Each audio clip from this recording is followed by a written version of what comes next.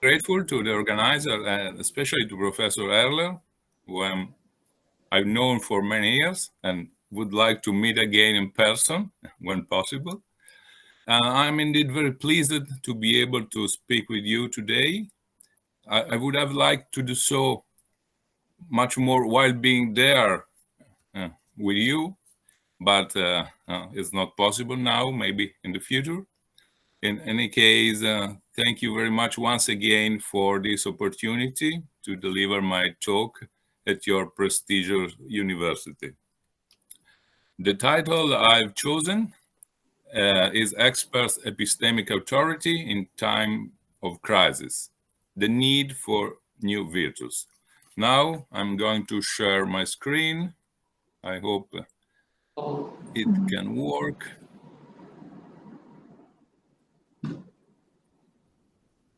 Please let me know if you can see the slides and if you can hear me well, because when I share my slides, I cannot see you very well. So please open your mic if you need and tell me if things are not working properly. So I'd like to start by providing you with an outline of my talk. As we all know, in the 2020 and the following years of COVID-19 pandemic, medical experts have become instrumental in suggesting policies to counteract the spread of coronavirus. Given the dangerousness and the extent of the contagion, almost no one has questioned the suggestion that these experts, medical experts, have advised policymakers to implement. Quite often, the latter, policymakers, sought experts' advice and justified unpopular measures, for example, restricting people's freedom of movement, by referring to the epistemic authority attributed to experts. So the main goal of my talk today is firstly to analyze the basis of the epistemic authority of experts in particular. And in addition, in relation to the fact that experts' recommendations are generally technical and neutral in many cases, I will note that in the COVID-19 crisis, different experts have suggested different public health policies.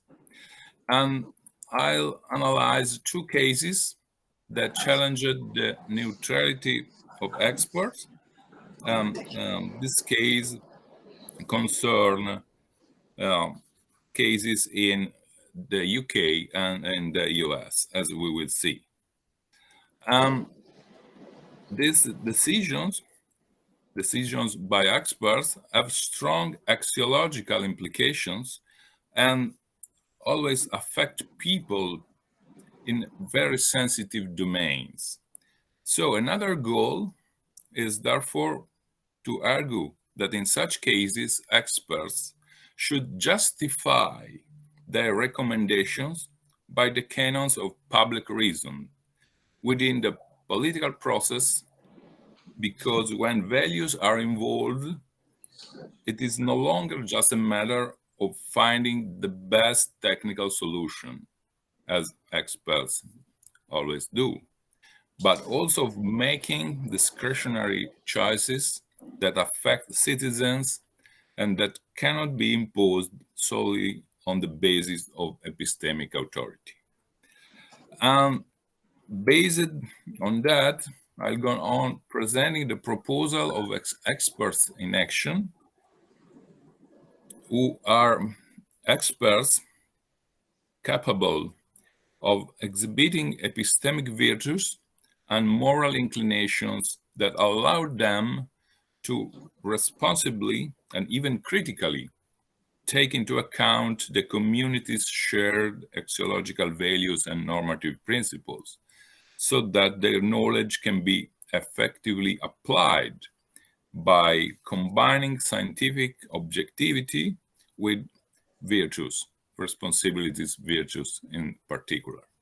And I conclude by listing and explaining briefly which virtues are needed and what role they can play in building a consistent framework for the experts in action. So we can start by asking who the experts are. An influential proposal comes from Alvin Goldman, a renowned philosopher who contributes to the expertise debate at the epistemological level. And Goldman states that we can say that an expert, in the strong sense, in domain D, is someone who possesses an extensive fund of knowledge through belief, in this sense, and a set of skills or methods for apt and successful deployment of this knowledge to new questions in the domain at hand. And anyone purporting to be a cognitive expert in a given domain will claim to have such a fund and set of methods, and will claim to have true answers to the question under dispute because he has applied his fund and his methods to the questions. This is a quite comprehensive definition, but we can also resort to another definition proposed by Quast. And this is another kind of expertise which is interesting to us in that Quest argued that the nature and value of expertise lie in its service function and social role. And according to Quast, expertise is a social kind that not only requires competencies, relevant knowledge, and the capacity to apply this knowledge, but also requires and demands special responsibilities towards society, a deontic dimension, so to speak, a dimension which include duties and all the attempts by the expert to be sensitive to the values and the principles of the situation in which he operates.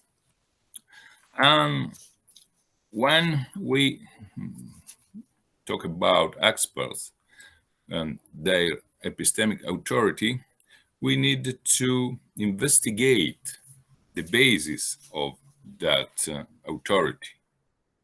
And we can try to list some elements relevant to epistemic authority. And we know that some markers of expertise are high academic degrees, reputable institutions to which experts are affiliated, significant experience in the field, relevant results achieved by the expert, by people who are considered as experts, and in this sense, publication in scientific journals are very relevant, as you perfectly know, prizes, grants, and so on. But another feature, another very important feature, is the reputation among colleagues and also prestigious positions in universities or research centers and so on. And we know that during the pandemic, experts have gained a prominent role also because of the lacking for leadership from other authorities, in particular political authorities. We will see shortly this dynamic. But we also need to stress that the role of experts and their epistemic authority are not so uncontroversial and can be based on another relevant premise, which is naturalism. And again, we will say it shortly. But before that, we can try to single out some reasons why people tend to trust experts in general, not only in this specific case, namely the pandemic crisis, but in general. We can think about some reasons concerning the success, so to say, of the experts. And the first reason is that resorting to experts actually works. This is a pragmatical reasons. We can think of some achievement in our society. For example, average life expectancy got longer thanks to medicine and its progress. Life conditions have improved as well. Many life problems have found a concrete solution with more goods at people's disposal, more free time, possibility to travel, and so on, especially in recent decades. And the second reason is that resorting to experts is a way to curb controversies. I wrote any potential controversy, but maybe it is something too far. I think that resorting to expert is a good way to curb some controversies at least. And you know that many descriptions of science portray science as a selection competition between theories, aiming at the true description of reality, as a process of repeated conjectures and confutations.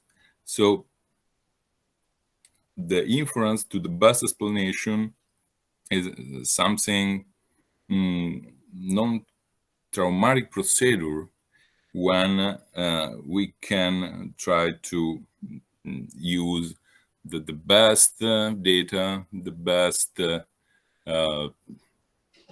proposals, the best ideas that science can provide us with.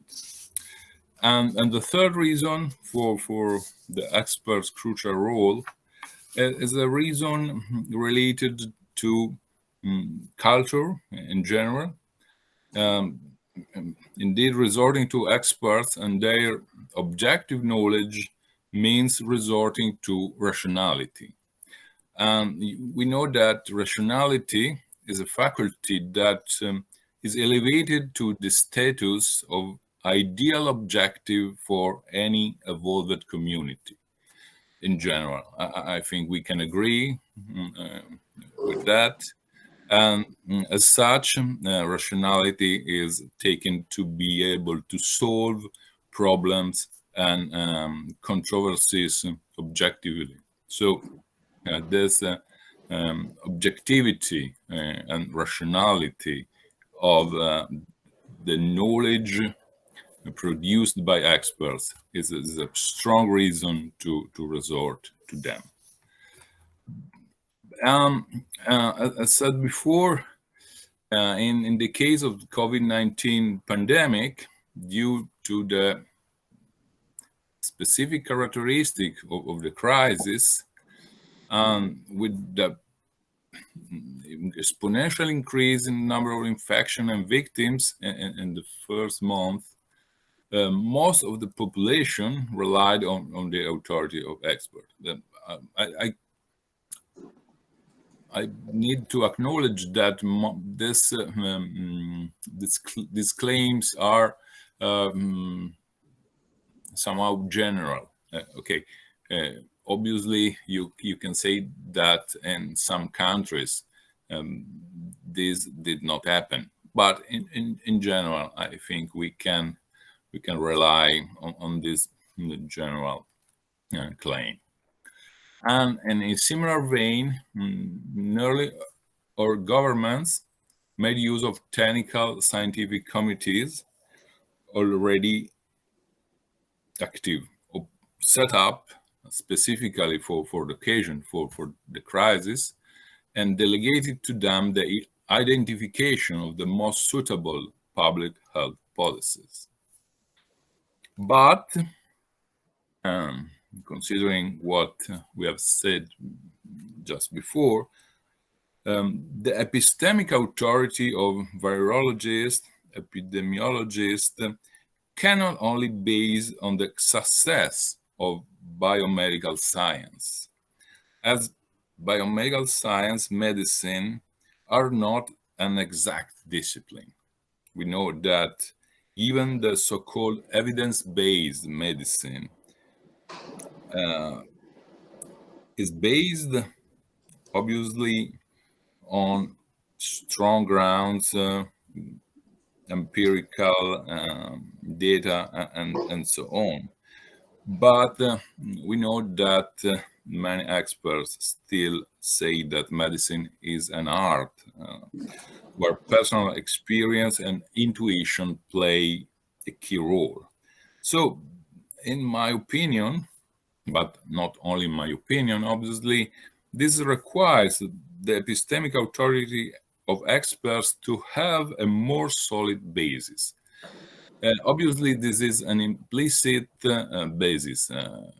When you go to the doctor, she does not speak of naturalism, and in general, naturalism is something talked about by epistemologists and philosophers and so on. But it is something which is implicitly assumed in the debate and by experts when they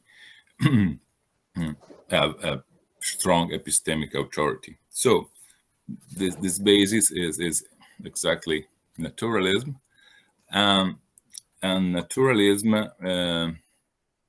under scientific naturalism in particular, understood as a conception of reality and knowledge whose core consists of two crucial ideas or tenets.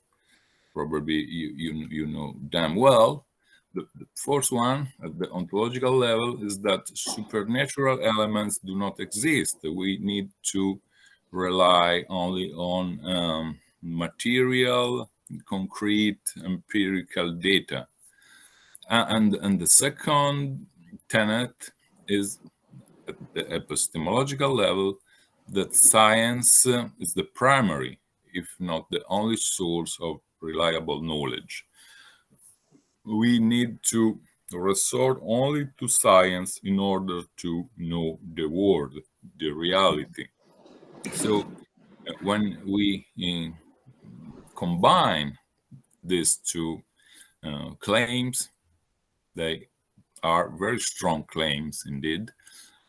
We can have this naturalistic paradigm, and this is something implicit in the authority, epistemic authority of the experts. So we can now see some cases that challenges the neutrality of experts and can help us to understand why sometimes naturalism and the other epistemic premises of expertise are not enough. This is why I like to present you these cases. The premise is that in general, science is not in the business of answering moral questions, but in some cases, expert assessments are not neutral in the sense explained before.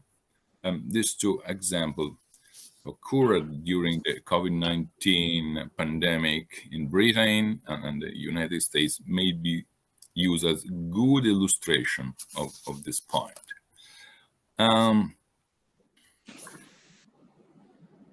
We know that at the beginning of the COVID-19 pandemic in Britain, Prime Minister Johnson was very skeptical about the possibility of an epidemic taking place on a large scale in the country. And for this reason, he opposed the implementation of draconian measures of prevention. And some experts supported that position with scientific motivation. And the experts, endorsed the government's prudent strategy to fight coronavirus based on a strategy called contain, delay, mitigate research. And as a result, those who had symptoms in those weeks were not tested, contrary to WHO's suggestion, and the government enforced neither quarantine nor isolation. And the health strategy was based on the use of an established scientific fact, the so-called herd immunity, which is achieved when, as you probably know, a certain proportion of the population develops antibodies to a certain infectious disease, either in order to stop the infection or keep it below a minimum threshold. So this is the concept of herd immunity. And unlike the restrictive measure adopted in other European countries, the expert advising the Prime Minister argued that such a strategy ought to be implemented to protect the elderly and the more fragile in the long term. This policy, however, as you know, was immediately criticized by a large part of the scientific community and by the public as well, by the media, for example. What happened? A working paper by the Imperial College COVID-19 response team, published on March 16, 2020, predicted COVID-19 deaths in the UK based on a range of policies. And in the worst case scenario, researchers from the Imperial College estimated 500,000 deaths in the UK. And just the day after the release of the report, the government changed its strategy by announcing more drastic measures to prevent the contagion from spreading. They included the school closures or restriction of many other activities and so on. So the point is that experts can have a huge impact that goes beyond the simple application of knowledge and expertise to the given situation. This is just a very brief summary of a more nuanced argument. Obviously, facts are still too recent to have sufficient sources and evidence to reconstruct the causes of the decision by the government, both before the report I quoted and after that. But the discussion is not about the specific decision by the government. The discussion is intended to highlight how the intervention expert in health policymaking can have this huge impact. And my goal here is not to assess the scientific soundness of the herd immunity hypothesis. It's not the point. What I want to emphasize is that public health policies can have more or less solid scientific foundations, but still have consequences that are not included within the scope of purely medical decision. This is important to be stressed. In other words, the epistemic authority of experts is not enough, in my opinion, to justify the implementation of a rather political decision, such as that of herd immunity in this case, but we can consider different decisions, different choices, when it includes all its societal consequences. So, again, the key point is that these decisions must have a justification that is not only epistemic, is not only based on the knowledge that is methodologically and empirically grounded. We cannot resort only to scientific naturalism or to observation and experiments. We need something more. And in this sense, I think that experts must be able to articulate their proposal in terms of reasons that are accessible to all, so that every citizen has the opportunity to evaluate and adhere to those reasons or to reject them in the usual deliberative process carried out in the public arena. Obviously, I'm not advocating the use of this procedure in all the cases in which experts are called to give a piece of advice and so on, obviously. But the point is that experts, in some cases, are called to make decisions or to propose decisions that have a huge impact and can affect the lives of many people. So this is the point. I'd like to stress that these reflections are obviously mine, and I shared them with some colleagues with whom I wrote some papers. And so I thanks them now for the cooperation and for the contribution that they gave to these ideas. We can now see another example regarding this specific aspect of the expert's action. This is a case which concerns the US. We know that in some US states, some criteria have been either reconsidered or set from scratch in the face of the COVID-19 emergency.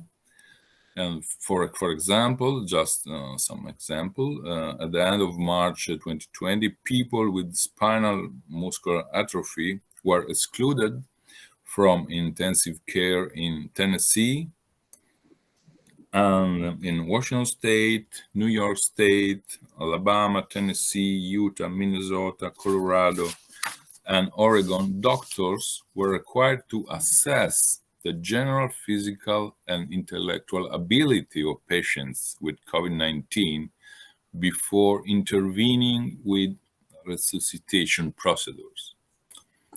Different approach emerged in the strategies prepared or revised by local experts with a common trend.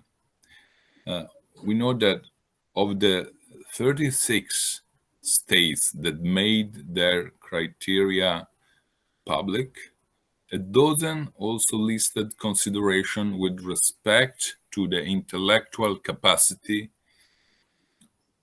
of patients, and other states indicated precise conditions that could lead to a lesser recognition of disabled people's right to care as opposed to other patients.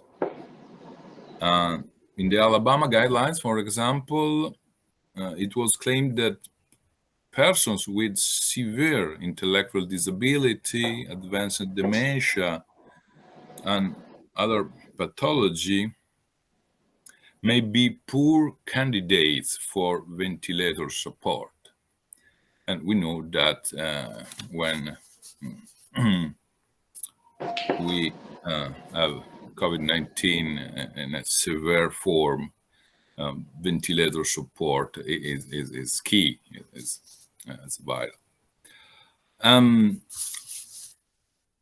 the face of this situation, the disabled people's associations have addressed and have addressed also after that first month, the leaders of the Senate and some member of the parliaments, and they asked for clear guidance to protect people with disability. And in the US, indeed, civil rights laws prohibit discrimination on the basis of race, color, national origin, disability, age, and sex. So Alabama had to revoke its plan to deny ventilators to patients with cognitive disabilities in the event of a shortage of them. And the Office for Civil Rights determined that the plan from Alabama violated federal civil rights law. We know that the guideline of individual states, of single states, may reflect the position of health experts alone, or also the political orientations of legislators. It's not only a matter of experts' decisions. However, the examples given point to situations where proposals or decisions made by experts based on their technical expertise and presumably in good faith cannot be justified simply by their epistemic authority. When I say good faith, I mean without different kinds of biases. Obviously, we need to think that experts are oriented at doing things good. They are not biased in any sense, but their intervention can have consequences unintended before the intervention. And again, we need to stress that the possible use of the disability criterion to put people with disabilities at the bottom of the list of those who can access intensive care, as shown by the reaction in the US, must be publicly justified with reference to reason that can convince the bearers of general values and interest within society. The decision by the experts are not only limited to a narrow domain when they affect values or interest shared by many people. So this brings us to this further question: when the experts need to justify their decision. As stated before, we can say that the action of expert as scientist is not always as technical and neutral as it is supposed to be. It is, I think, quite clear now. And so experts' recommendations have sometimes strong axiological implications. Axiological, as you know, means related to values, to moral principles, involving very different treatment decisions and different sets of cultural, moral, or religious values. And in such cases, experts should justify their recommendation by the canons of public reason within the political process, as I said before. So, when values come into play, it's no longer just a matter of finding the best technical solution, but also of making discretionary choices that affect citizens and cannot be imposed solely on the basis of epistemic authority. And I think that epistemic authority may justify recommendation in strictly technical matters. Obviously, if an expert is an engineer, needs to build a bridge, obviously, he would resort to his technical knowledge. He does not need to consider values of the society and so on. But some decisions, which are not only technical but also normative, must have a shared political, cultural, or perhaps even ethical justification. Obviously, we are talking about health policies decisions, but think also of the case of the bridge building. If we want to be caring about the environment when building a bridge, then we need to consider the values of the society. If people want to be caring about the environment or not. So some technical decision about the bridge would need to be in accord to those values.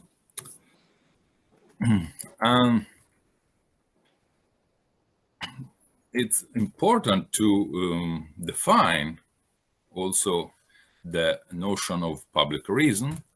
I think it consists of the forms of evidence and argument used in making decision accountable to citizens by the state, but also to fellow citizens by other citizens. So when we say that experts should adequate to public reason, we say that they need to make sound arguments in order to justify their decision or suggestions.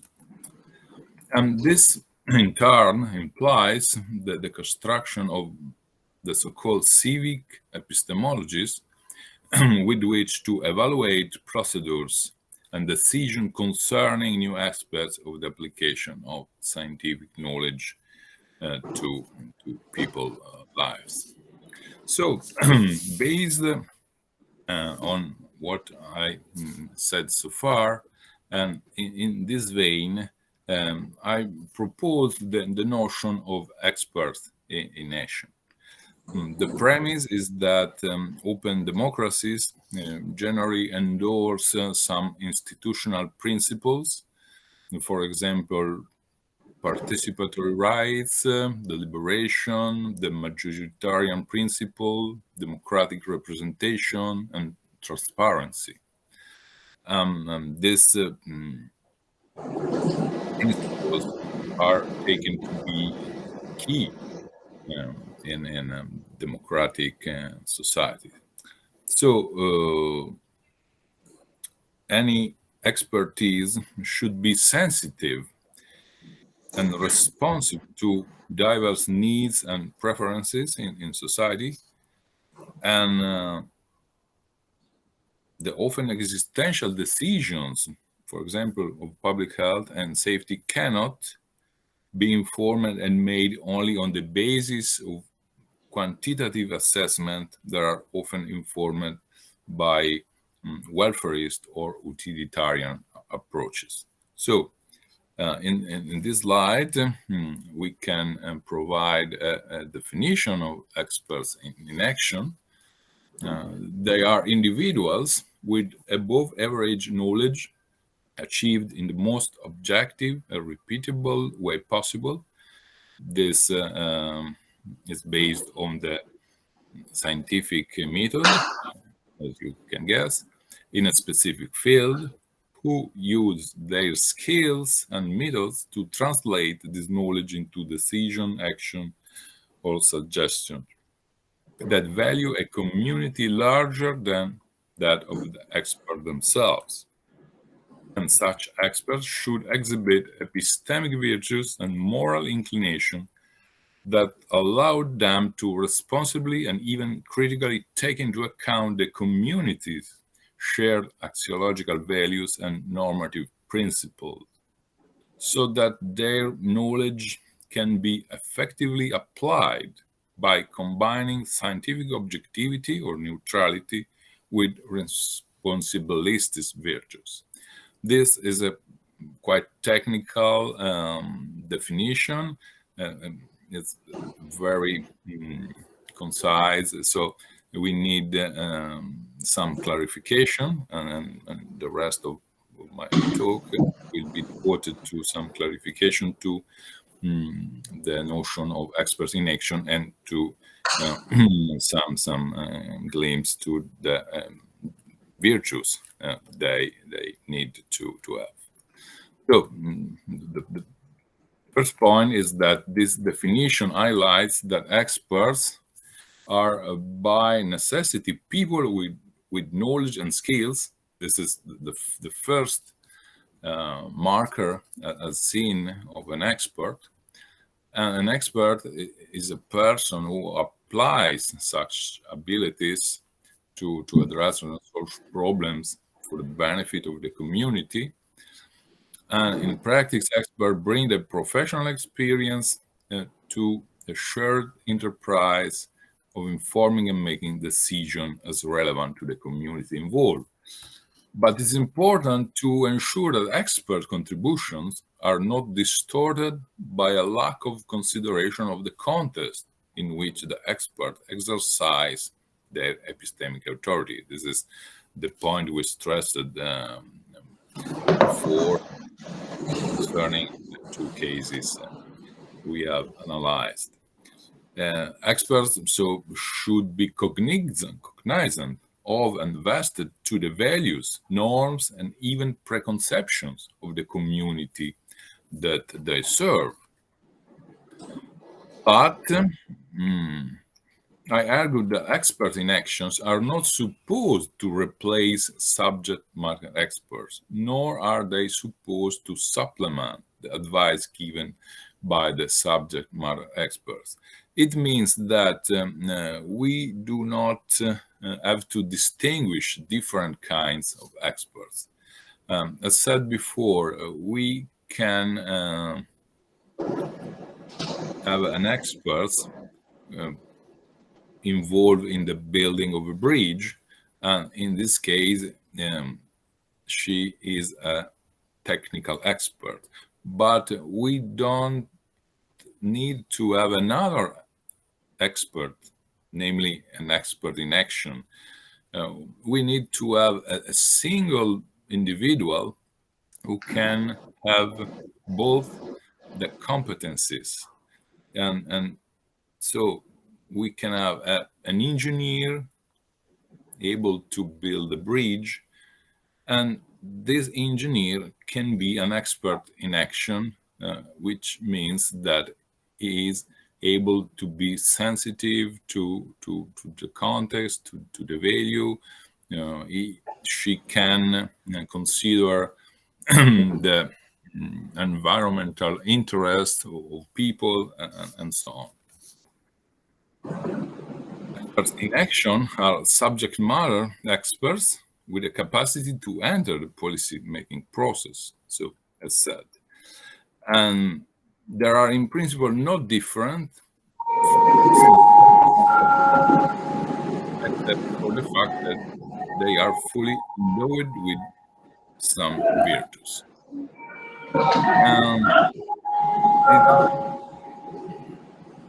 This does not mean, however, that the expert in actions should endorse the values of principle of a society that systematically discriminated, for example, against specific groups. This is an important point. As you may remember, I stressed that experts need to take into consideration society's values and principles. But as an expert, the individual must consider how good are those values and principles. Expert in action should not merely endorse society's values and principles. On the contrary, they should exercise their capacity to critically reflect on those values and principles. This is quite important to be remembered. And again, experts in action are experts in their specific subject matter who, having developed a set of skills and virtues, are better able to contribute to the decision-making process than a subject matter expert who does not have these virtues.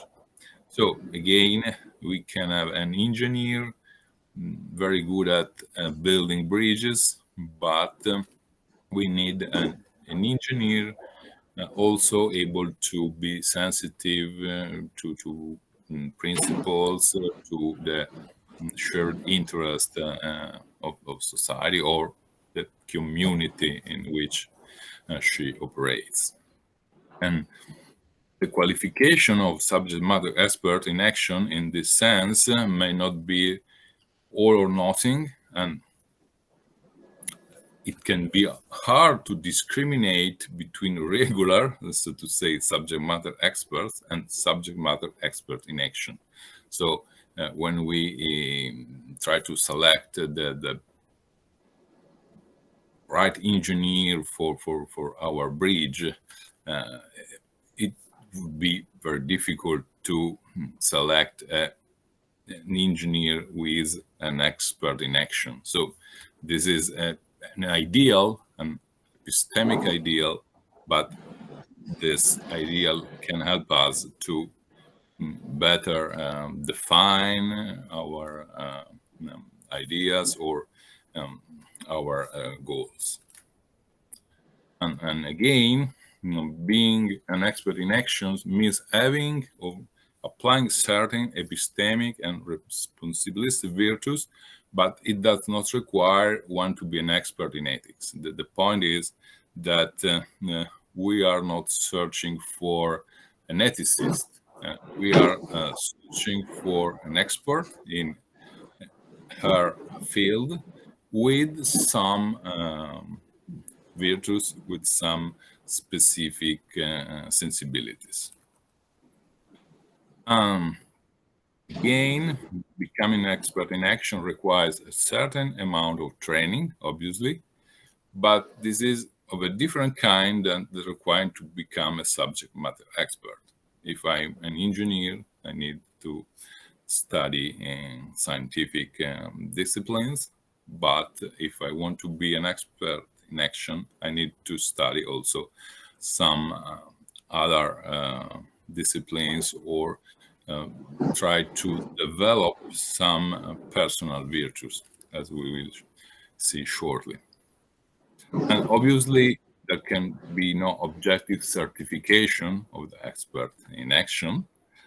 And as said before, the subject matter expert in action is an ideal to which all experts who wish to contribute to the policymaking process should strive. And finally, several virtues can be considered to transform the subject matter expert into an expert in action. And the virtues are both epistemic and moral. And this is required by the fact that from the epistemic point of view, the authority of experts can be supplemented by a series of skills, attitudes, sensitivities that are not provided by the technical knowledge. And these virtues identified and described as being particularly valued in themselves and functional for a better relationship with one fellow citizen.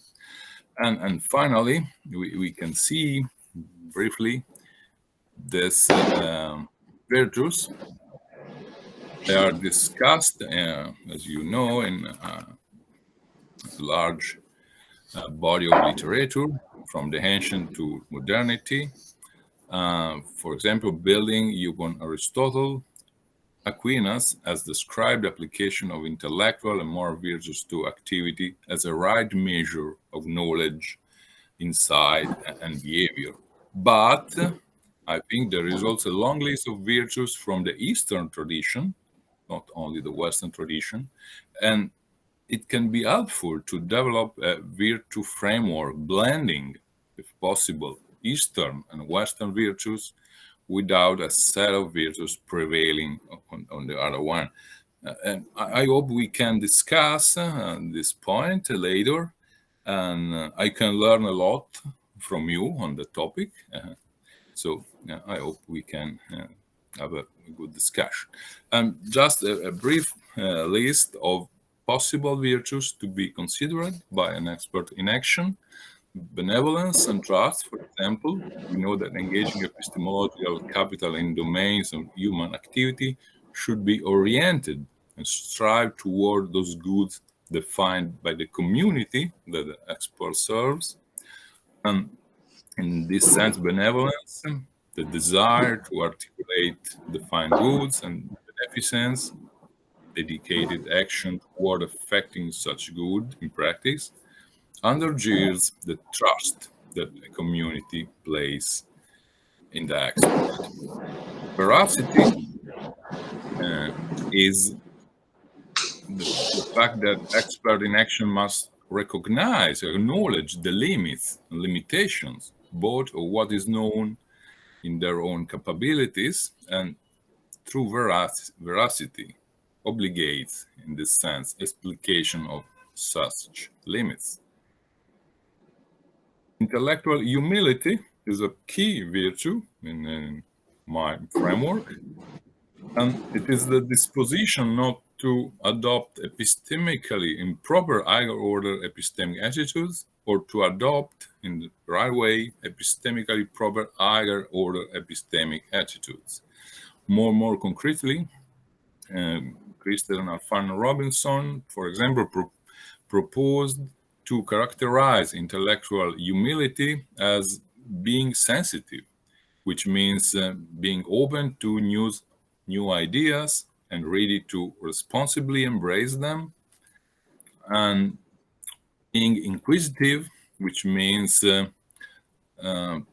to seek new views and hypotheses driven by curiosity and exploration skills, and also being open to and aware of other cognitive agents' capabilities and limitation, especially in case where there is disagreement. This is very, very important for an expert in action because it implies that an expert cannot impose her knowledge, her competence without considering other points of view. Obviously, objective knowledge is important. We cannot do without that, but intellectual humility can be a key virtue in this sense. Pathos and fortitude, very briefly. Pathos is feeling for other. It is required for the expert to acquire both a sense of and sensibility for the needs of others. And fortitude is the ability to carry on with the task in hand.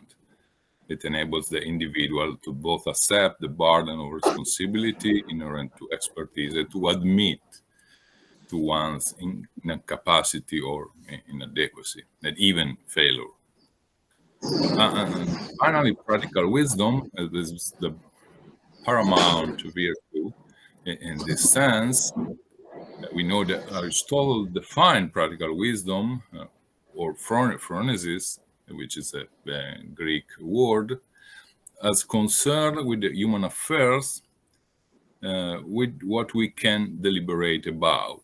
And this is the classic definition of phronesis, practical wisdom, and it can be understood as the ability to make the experience of human life and human beings one's own, and to understand which elements of situations are the most important from a moral viewpoint. And so phronesis is what allows the respectful and flexible address of the specificities of the endeavor entailed within the particularities of its ecology.